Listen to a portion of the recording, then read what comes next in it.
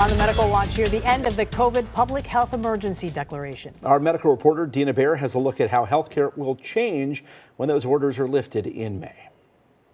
In the last 3 years, we've grown accustomed to several benefits designed to help the country navigate unprecedented times.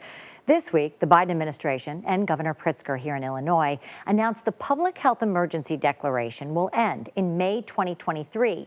So, what will stay and what will go?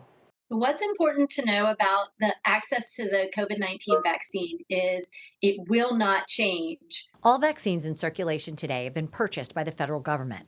Once that supply is depleted, which is expected to happen sometime this year, insurers will have to pay for commercial doses.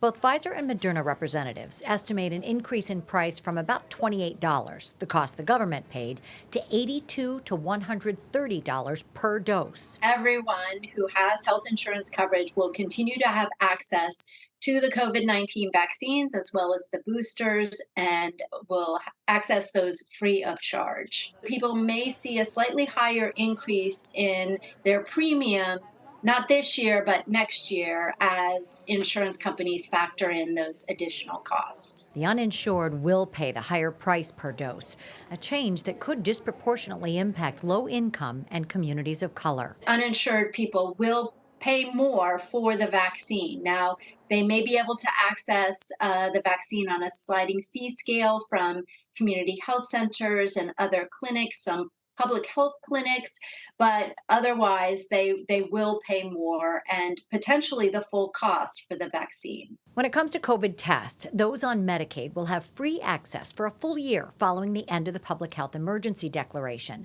But people on Medicare and those who have private insurance will face greater cost sharing. That doesn't include at-home tests. At-home tests may no longer be covered by private insurance plans, will not be covered under traditional Medicare, should continue to be covered by Medicare Advantage plans, but again, people will pay more for those tests. And some good news. A perk of the pandemic, telehealth visits will stick around. But for most people with private insurance, as well as people with Medicare and Medicaid, they will continue to have pretty broad access to telehealth services.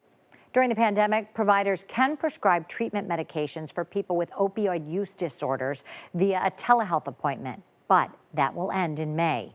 It is possible the DEA will issue an order, though, to extend that flexibility. Back to you.